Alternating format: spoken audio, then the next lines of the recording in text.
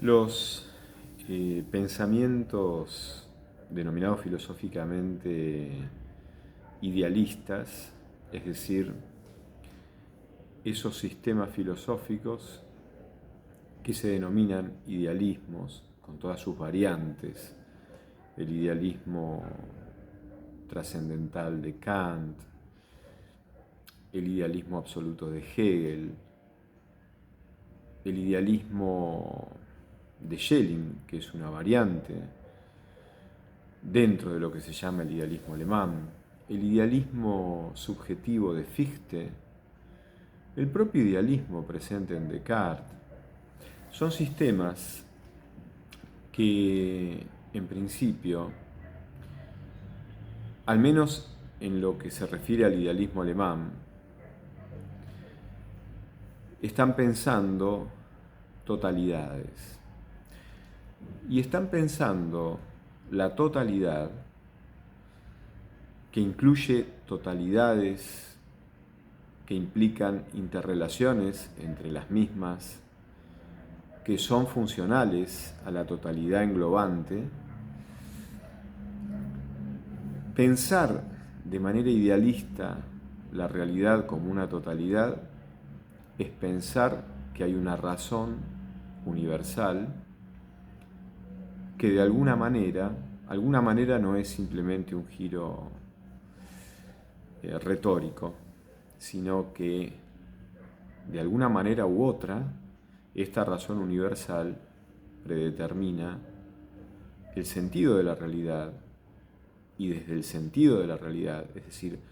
cuál es la dirección hacia donde la realidad, que es la totalidad de todo lo que existe y ha existido y existirá, se dirige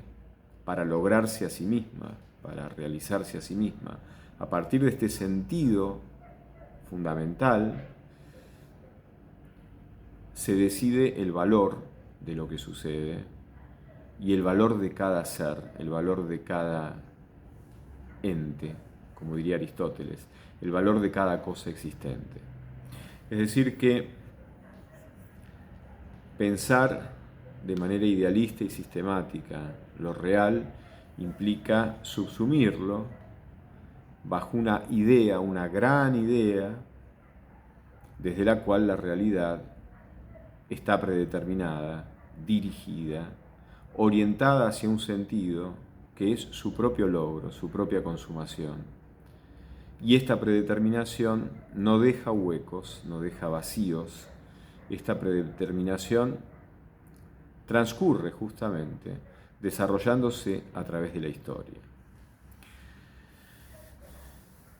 Este tipo de pensamientos idealistas, sistémicos,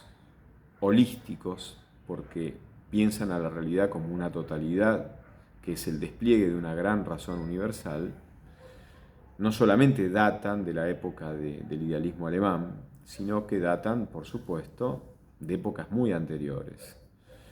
Cuando Heráclito se refiere al logos, cuando los estoicos aducen que también hay un logos, esa ananqué, en la cual también estaba pensando Anaximandro, que distribuye bajo el parámetro del tiempo la justicia desde la cual cada uno de los opuestos tiene que prosperar y tiene que prevalecer sobre su opuesto, sobre su contrario. Recordemos la teoría de Anaximandro, todo surge de una especie de materia abstracta, del apeiron, de lo indeterminado, que es indeterminado porque tiene de manera abstracta todos los contrarios indiferenciadamente, que después se diferencian cuando accedemos a la expresión de este apeiron en lo que es el mundo espacio-temporal que conocemos. Lo cálido y lo frío, lo alto y lo bajo, lo duro y lo blando. Es decir, el pensamiento de Anaximandro supone que todos los opuestos están subsumidos de manera abstracta y por eso indiferenciada en esta especie de materia abstracta que es el apeiron, que no es ninguna de las materias concretas, porque las materias concretas ya tienen una determinación en donde prevalece cierto opuesto, cierto contrario sobre su recíproco. Entonces, en Anaximandro, en los estoicos, también está presente la idea de la necesidad, una especie de ley impersonal, de norma impersonal y universal, desde la cual todo está gobernado, todo lo que sucede sucedería tal como debe suceder, en los tiempos en que debe suceder,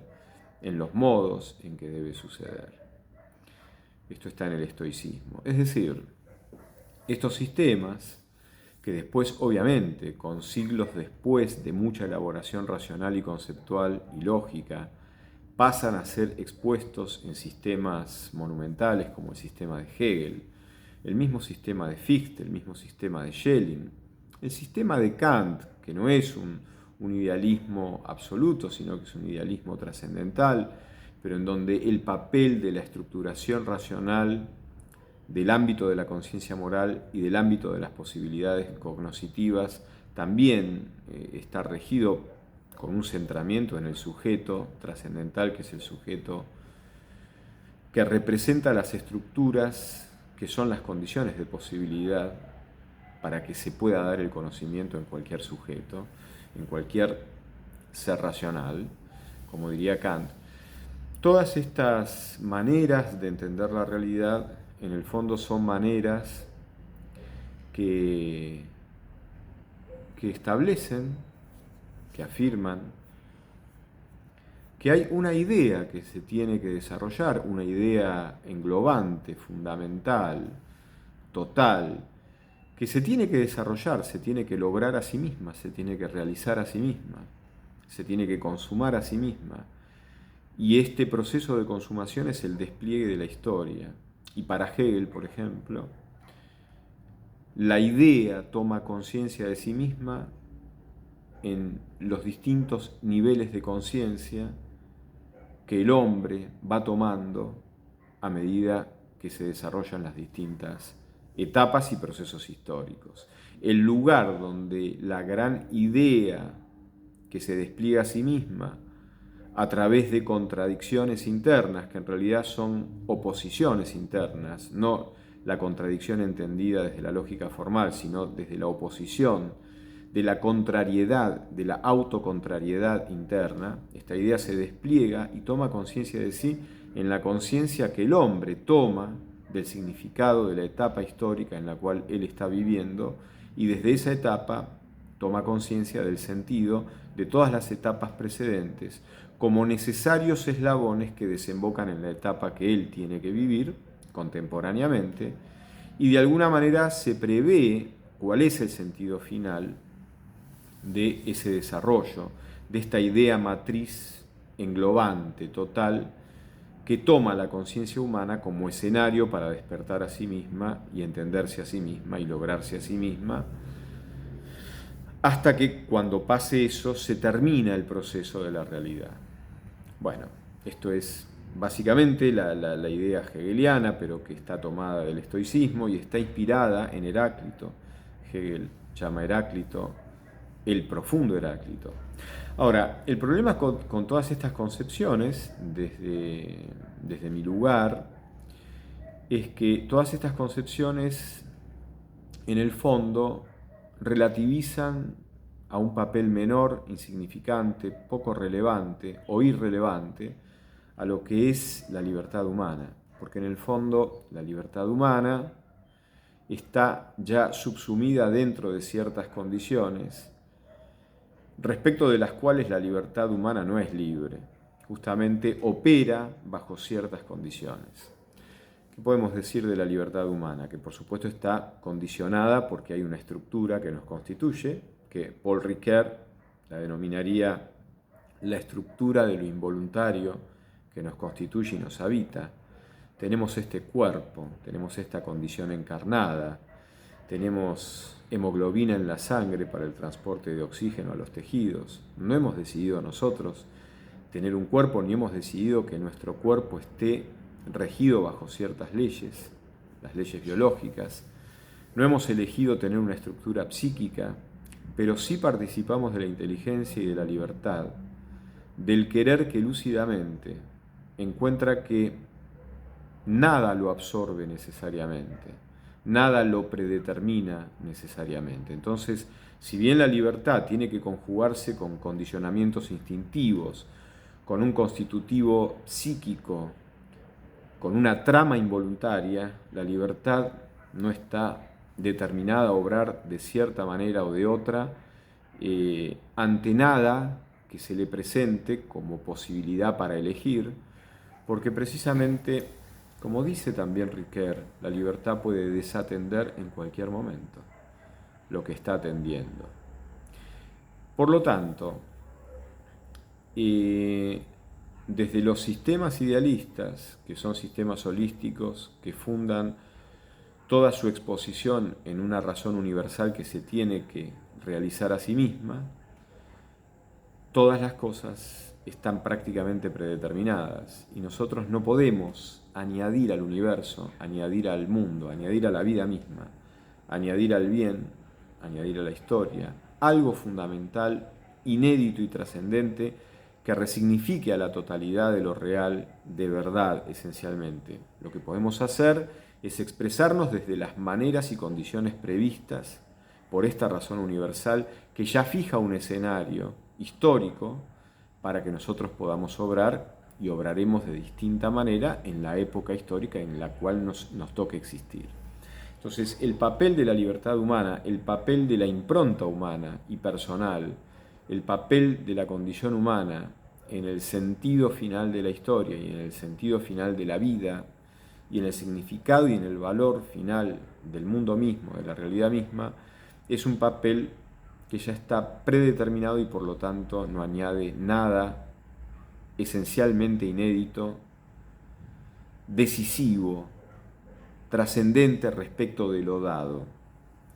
Bueno, yo creo que justamente en el mejor de los mundos posibles, el bien, el mayor bien, el mejor bien, es el bien que puede realizarse habiendo sido elegido. Porque nosotros vemos que los organismos vivientes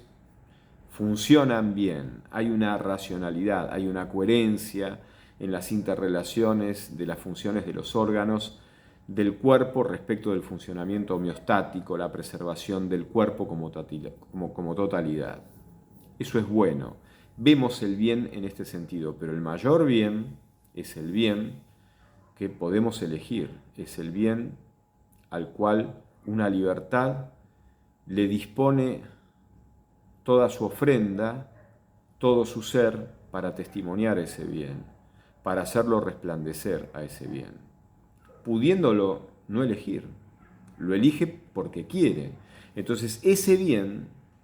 pasa a tener una nueva forma de existir, existe en ese testimonio viviente, existe en esa libertad inédita que lo está eligiendo pudiéndolo no elegir, pudiendo no elegirlo. Entonces el bien ya pasa al dominio espiritual, es un bien discernido como tal, es un bien inteligido como tal, es un bien comprendido como tal y es un bien elegido habiendo sido comprendido como tal,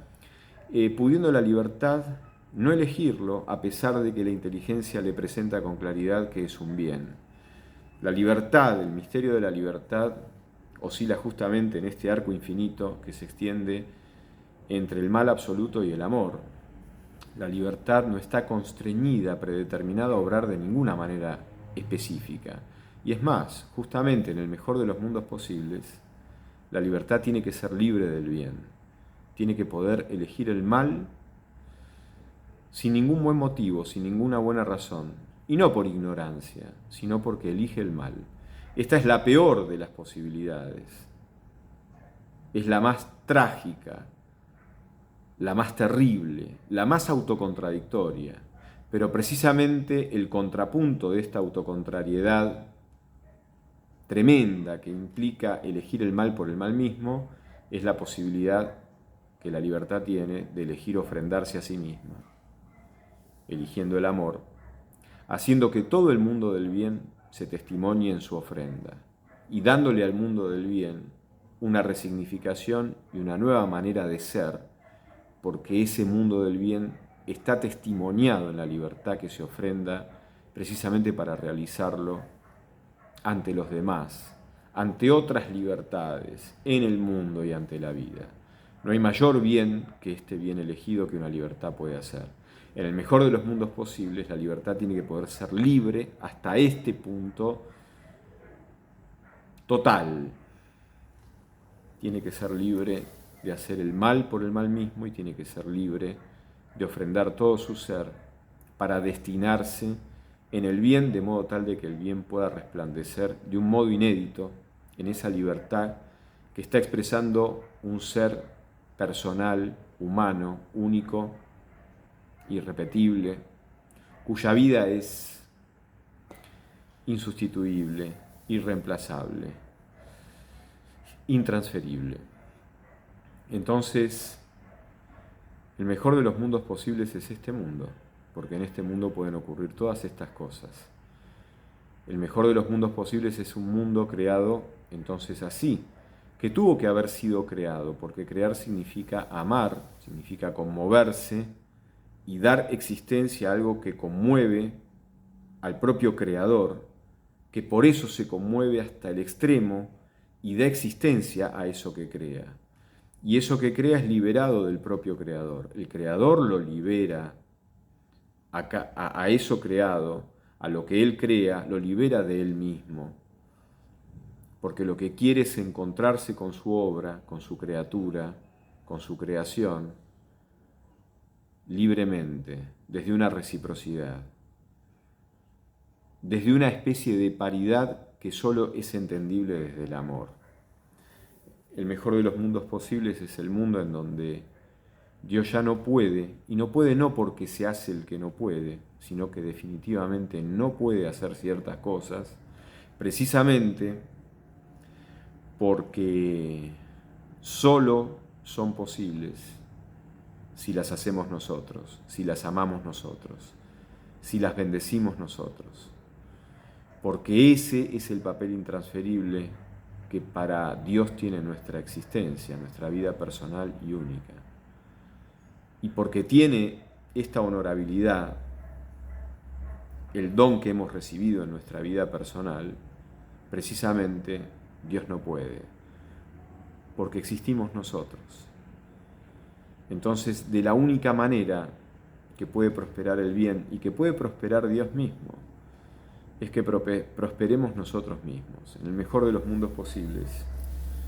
solo el bien se realiza en la alianza libre, amorosa, correspondida recíprocamente entre Dios y el hombre. Este es el gran desafío para Dios y para el hombre.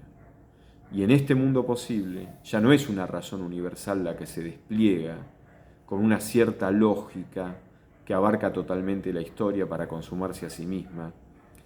pero de modo tal de que nosotros simplemente somos eslabones predeterminados, predecibles. Somos la excusa, la mediación a superar, porque en el fondo lo que importa es que la razón universal se realice a sí misma. No importamos en el fondo nosotros, salvo como la mediación de esta lógica universal, gracias a la cual la razón se desarrolla y va hacia su propia autorrealización plena. En cambio, en un mundo creado y concebido así como el que yo describí, con un Dios creador que ama y libera a sus criaturas, es verdad, se abre un abismo entre Dios y las criaturas, se abre un abismo entre el corazón de Dios y nuestro corazón. Pero el contrapunto de ese abismo es la consumación de un encuentro libre y amoroso que supera toda decisión, que sana toda herida, que redime todo pecado, que sana toda fractura. Este es el mejor de los mundos posibles. Un mundo en donde la alianza implica la libertad de Dios y la libertad del hombre como ejes fundamentales, que son incompatibles con una cierta razón universal que ha previsto todo en su desarrollo, en su autodesarrollo y autorrealización, y que nos convertiría a nosotros en meras mediaciones, sin un valor decisivo, porque el plan ya está predeterminado y nosotros no somos libres del plan de esa razón universal. En cambio, sí somos libres de Dios y por lo tanto somos libres de su plan, en el sentido de que el plan de Dios es que nada se pueda consumar en el amor unilateralmente, con el poder de Él, porque precisamente Él no tiene todo el poder. La totalidad es una ilusión, es un hechizo. El amor nunca tiene todo el poder, porque el amor vive mirando atentamente al ser que ama y no quiere nada sin ese ser que ama. Hasta pronto.